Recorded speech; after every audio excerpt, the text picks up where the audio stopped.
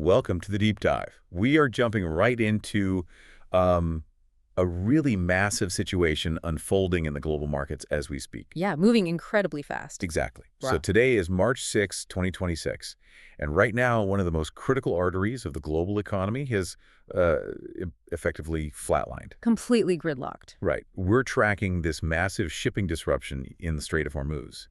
And our mission today is to help you, our listener, map exactly how this choke point is setting shockwaves through the Southeast Asian and broader Asia-Pacific chemicals markets. Right down to the actual hiring landscape in the region, which is shifting underneath our feet. So to do this, we're pulling from a huge stack of real-time market intelligence. Yeah, we've got the latest data from the U.S. Energy Information Administration, S&P Global, Reuters, ICS. CNN, Deloitte.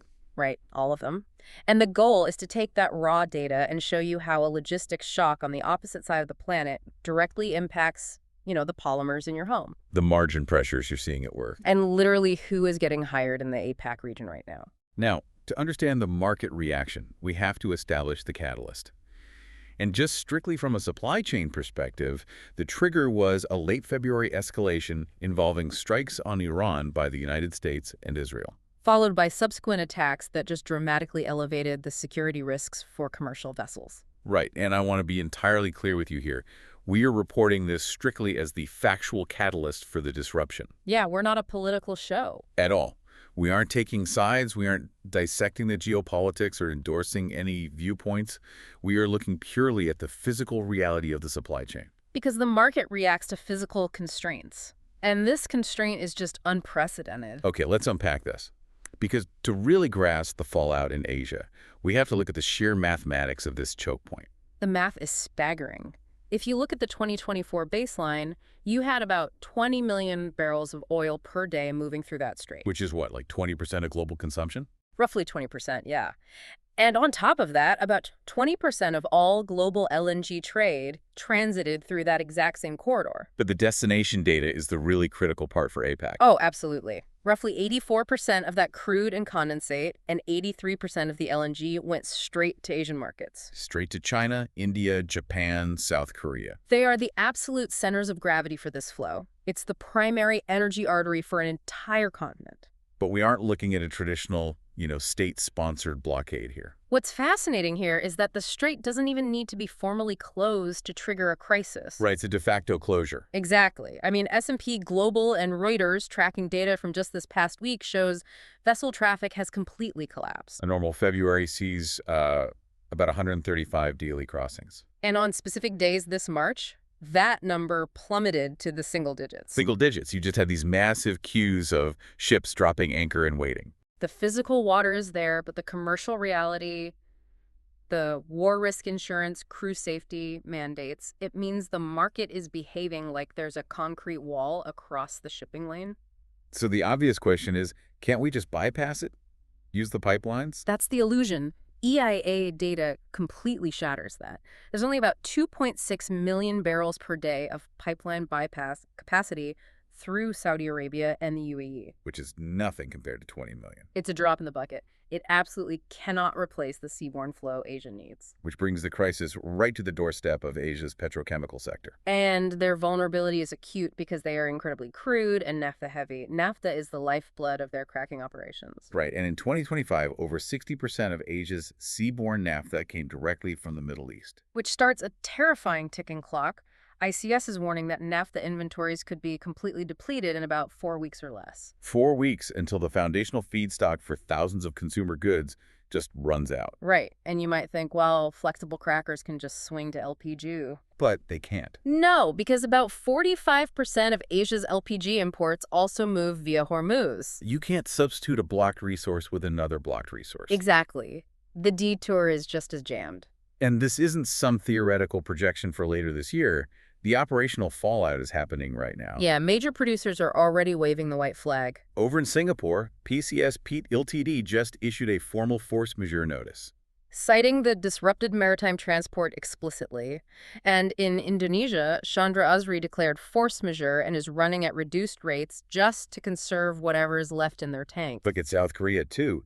Yeochun NCC is heavily affected. South Korea sources 54% of its Middle East naphtha via Hormuz. Reuters says that gives them a terrifying 2-week window to either find spot cargoes from the US or Europe or slash operating rates. And those spot cargoes are already being bid up to the moon. Oh, it's an absolute scramble.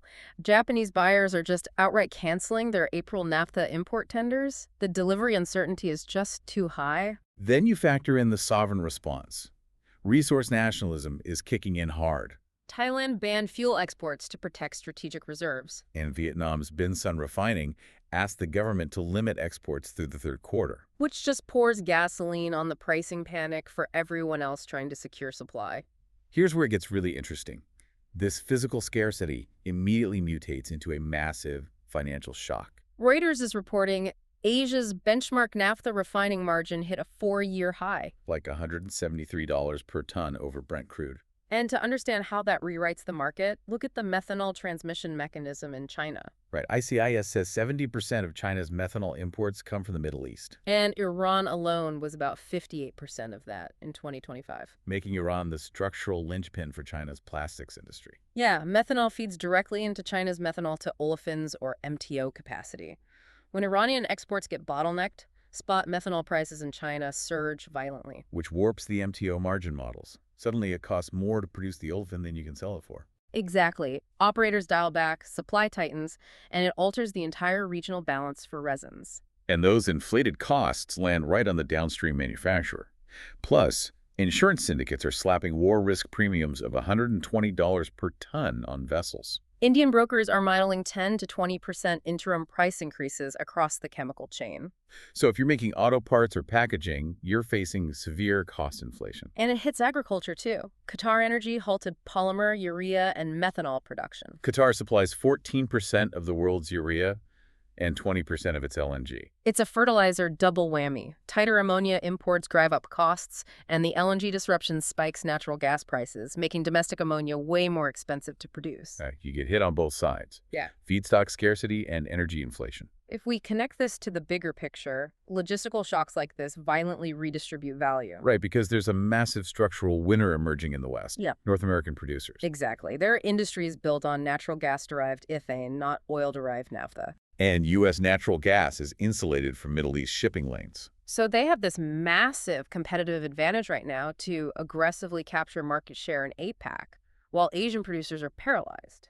But this creates a really volatile contradiction for APAC, especially China. Just months ago, they were drowning in oversupply from rapid capacity additions. The market was structurally long, and in weeks, it violently whiplashed to acutely tight. But if prices stay this high, you get demand destruction. Buyers just delay purchasing. Which means the market could swing back to massive oversupply once logistics normalize, leaving chemical companies in an even worse spot. The volatility is so intense that S&P Global Platts actually suspended bids and offers for some Middle East market assessments. The physical transit risk is just too high to guarantee delivery. The friction is grinding the market to a halt. You can't even confidently price a spot cargo. So what does this all mean for you, the listener, and your career or local job market in APAC? Well, you have to look at the baseline. Deloitte's 2026 outlook showed APAC petrochemicals were already in a defensive down cycle.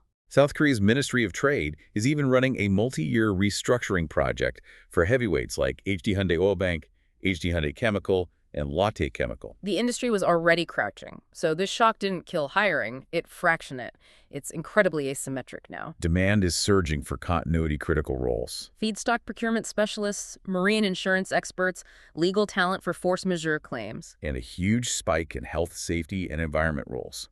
Process safety is massive right now. Because running plants at minimum turndown rates actually increases thermal and operational risks. It's highly dangerous. But if you're in discretionary growth or commodity expansion, Totally frozen. Companies are hoarding cash to manage 20% higher spot prices. there are some surprise rock stars, though. Compliance and trade controls talent. Because desperate companies are exploring gray market barrels like Russian naphtha to survive.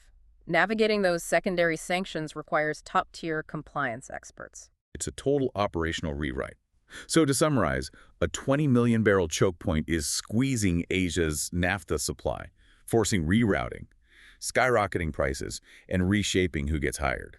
For anyone tracking this over the next few months, watch 3 leading indicators. First, daily vessel counts through Hormuz. Seeing if we climb back from single digits. Great. Second, That 4-week naphtha clock. Will replacement cargoes arrive in time? And third, monitor force majeure declarations spreading from Singapore to Japan and Korea. The speed at which a delay becomes a factory shutdown is just staggering. It really is. And this raises an important question. Go ahead. If a single geopolitical flashpoint can bring an entire continent's chemical manufacturing to its knees in under a month, are we witnessing the permanent death of the hyper-optimized global supply I don't chain? know. Will the next decade see the rise of localized, heavily defended chemical fortresses, where nations just accept massive inefficiencies to guarantee their own survival? That is an incredible thought to leave on. The pivot from peak efficiency to sovereign resilience. Thank you so much for joining us on this deep dive. As always, keep questioning the world around you, keep looking for those hidden connections, and we will catch you on the next one.